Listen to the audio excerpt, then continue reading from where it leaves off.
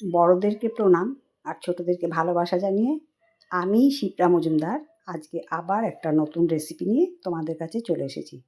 আশা করি রেসিপিটা তোমাদের ভীষণ ভালো লাগবে। তাহলে দেখতে শুরু করো এখন থেকে। আজকে আমি তোমাদেরকে কি দেখাতে চলেছি। দেখো বন্ধুরা, আমি এখানে মটর ডাল নিয়েছি হাফ কাপ, তারপরে জল দিয়ে এক রাত ভিজিয়ে রেখেছিলাম। তারপরে এটাকে আমি মিক্সিং জারের মধ্যে ভালো করে পেস্ট করে নেব। পেস্ট করা দেখো হয়ে গেছে। এরপর একটা বাটির মধ্যে ঢেলে নিলাম। সম্পূর্ণ মটর ডালটা আমার ঢালা হয়ে গেছে। অল্প একটুখানি লবণ আর অল্প একটু হলুদ দিয়ে দিলাম, আর একটুখানি কালো জিরে দিলাম। দিয়ে এটাকে বেশ কিছুক্ষণ ধরে ভালো মতন ফেটিয়ে নেব। ফেটিয়ে এক সাইডে তোলা থাক। এবার দেখো আমি একটা পেঁপে নিয়ে নিয়েছি। আজকে এই পেঁপে দিয়ে একটা সুন্দর রেসিপি তোমাদেরকে তৈরি করে দেখাবো। পেঁপেটাকে দেখো দু আধখানা করে ভাগ করে নিলাম। বড় ভাগটা নিয়ে আমি এটাকে আজকে রান্না করব। একটা পিলারের সাহায্যে খোসা ছাড়িয়ে নিচ্ছি। এইভাবে পিলারের সাহায্যে সুন্দর করে খোসা ছাড়ানো হয়ে গেল দেখো। আর কিন্তু এই সবুজ অংশগুলো কিন্তু বাদ দিয়ে দিতে হবে। যতটা সম্ভব সাদা ভাবটাই রাখতে হবে।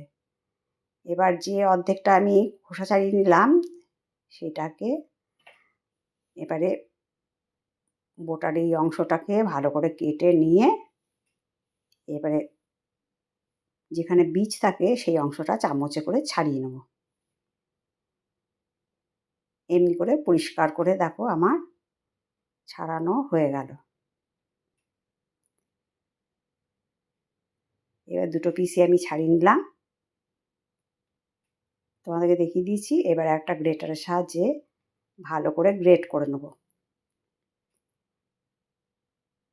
যেটা সরু দিক আছে সেই দিকটা দিয়ে গ্রেট করে নিলাম, তোমরা দেখে বুঝতে পারছো। এবারে এইভাবে দুটো পিসই আমি পুরোটাই গ্রেট করে নিচ্ছি। দেখো সম্পূর্ণটা গ্রেট করা হয়ে গেছে।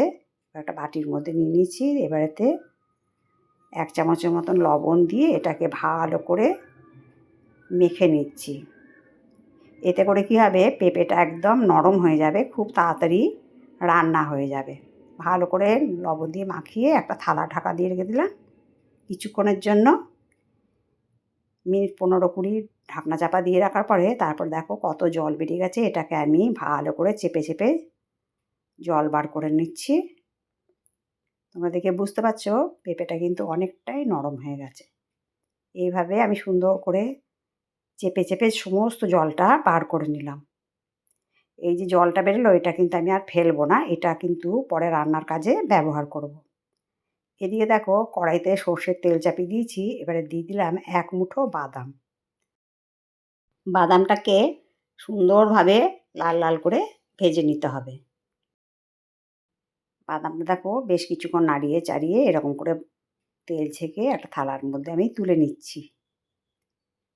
সম্পূর্ণটা আমার দেখো তেল ছেঁকে তোলা হয়ে গেছে। এরপর যে তেলটা রইলো তার মধ্যে আমি ডালটাকে ফেটিয়ে রেখেছিলাম সেটা দিয়ে বড়া ভেজে নিচ্ছি। সম্পূর্ণভাবে বড়াগুলো এরকম ছোট ছোট করে দিয়ে দিচ্ছি।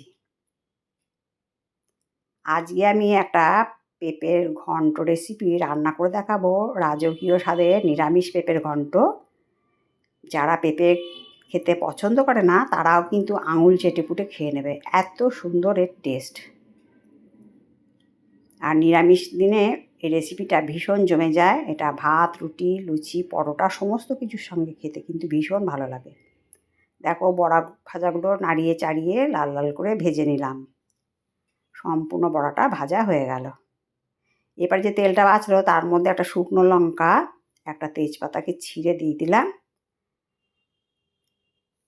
এই দুটো ফোড়ন দেওয়ার পরে দিয়ে দিলাম অল্পখানেক গোটা জিরে,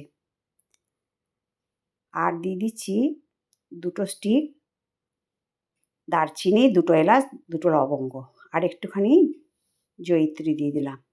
দিয়ে এই ফোড়নটাকে ভালো মতন করে ভেজে নেবো। খুব সুন্দর একটা গন্ধ বেরিয়ে গেছে। এরকম পর্যায়ে ভাজাটা হয়ে যাওয়ার পরে আমি এখানে দুটো আলুকে ছোট্ট ছোট্ট করে কেটে নিয়েছিলাম। আলুটাকে সম্পূর্ণ নাড়িয়ে চাড়িয়ে ফোড়নের সাথে ভেজে নিচ্ছি। এরপরে আমি এখানে হাফ চামচের একটু কম লবণ দিয়ে দিলাম আর একটুখানি হলুদ দিয়ে দিলাম। আলুটাকে এভাবে ভালো মতন করে লবণ হলুদের সাহায্যে সুন্দর করে নাড়িয়ে চাড়িয়ে ভেজে নেব। কিছুক্ষণ ঢাকনা চাপা দিয়ে রাখলাম, এতে করে তাড়াতাড়ি করে আলুটা যেমন ভাজাও হয়ে যায় আর সুন্দর সেদ্ধও হয়ে যায়। আলুটা থেকে দিলাম, খুন্তি দিয়ে খুব সুন্দর নরম হয়ে গেছে। এরপরে এর মধ্যে দিয়ে দিলাম একটুখানি জায়ফল ঘষে দিয়ে দিলাম। অল্পখানি দিলেই হবে, কারণ না জায়ফল দিলে কিন্তু বেশি পরিমাণে পড়ে গেলে তিতো হয়ে যায়, সেই জন্য সামান্য একটু ঘষে দিয়ে দিলাম। এরপরে দিয়ে দিচ্ছি 1 চামচ জিরের গুঁড়ো, হাফ চামচ লাল লঙ্কার গুঁড়ো দিয়ে ভালো করে মশলাটাকে একটু ওপর নিচ নাড়িয়ে চাড়িয়ে নিলাম। তারপরে একটুখানি জল দিয়ে দিচ্ছি যাতে না মশলাটা পুড়ে যায়। এটা দিয়ে ভালো মতন করে মশলাটাকে কষিয়ে নিতে হবে। আমার চ্যানেলে এরকম সহজ সরল অনেক রেসিপি আছে, নিরামিষ আমিষ। তোমরা ইচ্ছা করলে চ্যানেলটা একটু ঘুরে দেখে আসতে পারো। তারপরে দেখো আমি একটা ঢাকনা চাপা দিয়ে রাখলাম কিছুক্ষণের জন্য। তারপরে এটাকে কষিয়ে নেবো ভালো করে। আমি মশলার মধ্যে কিন্তু একটু জল দিয়ে দিয়েছিলাম যাতে না মশলাটা পুড়ে যায়। তারপরে একটা ঢাকনা চাপা দিয়ে রেখেছিলাম বেশ কিছুক্ষণ ধরে। দেখো তোমাদেরকে আলুটা দেখিয়ে দিচ্ছি, একদম সুন্দর সেদ্ধ হয়ে গেছে। আর একটুক্ষণ ভালো করে নাড়িয়ে চাড়িয়ে নিলাম। এরপরে যেই লবণ দিয়ে ভালো করে চটকে মেখে নিয়েছিলাম সেই পেঁপেগুলো আমি এর মধ্যে দিয়ে দিলাম। সম্পূর্ণটা দিয়ে দেওয়ার পরে আমি এটাকে ভালো করে নাড়িয়ে চাড়িয়ে কষিয়ে নেব। এরপরে বেশ কিছুক্ষণ নাড়িয়ে চাড়িয়ে কষিয়ে নেওয়ার পরে তারপরে যে পেঁপেটার থেকে জলটা বেরিয়েছিল সেটা আমি কাজে লাগাবো বলেছিলাম, এখন আমি সেটা দিয়ে দিলাম। দিয়ে জলটা দিয়ে ভালো করে ওপর নিচ সুন্দর করে নাড়িয়ে চাড়িয়েছি। এরকম যদি একটা পেঁপের ঘন্ট থাকে বন্ধুরা, তোমরা কিন্তু মানে 1 থালা ভাত এই নিরামিষ পেঁপের ঘন্ট দিয়েই খাওয়া হয়ে যাবে। দেখো বেশ কিছুক্ষণ ঢাকনা চাপা দিয়ে রাখলাম। এবার আবার একটুখানি ঢাকনা চাপা খুলে আর একটুখানি সময় নাড়িয়ে চাড়িয়ে নিচ্ছি।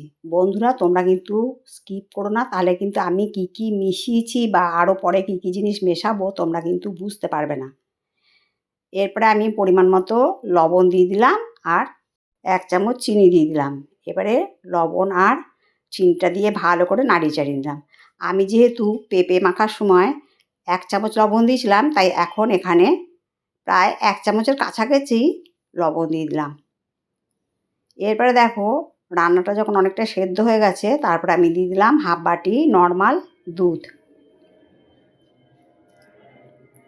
তোমাদেরকে বলেছিলাম যে রাজকীয় স্বাদের পেঁপের ঘন্ট রেসিপি তৈরি করে দেখাবো, সেই জন্য আমি আজকে ঠিক এইরকমভাবেই রান্নাটা করে নিচ্ছি। এর যে কত স্বাদ তোমরা না রান্না করে খেলে বুঝতে পারবে না। এবার দুধটা দিয়ে ভালো করে নাড়িয়ে চাড়িয়ে দিলাম, একটু বাটি ধুয়ে জলও দিয়ে দিয়েছিলাম, দিয়ে দিলাম ভেজে রাখা বাদামগুলো। সম্পূর্ণ বাদাম ভাজা দেওয়ার পরে বড়াগুলোকেও ছেড়ে দিলাম, দিয়ে ওপর নিচ ভালো করে নাড়িয়ে চাড়িয়ে নিচ্ছি। আমার বাড়ির লোকেরা কিন্তু এই রেসিপিটা ভীষণ পছন্দ করে বলে তাই আমি প্রায় দিন এরকম পেঁপের ঘন্ট রান্না করে নিই।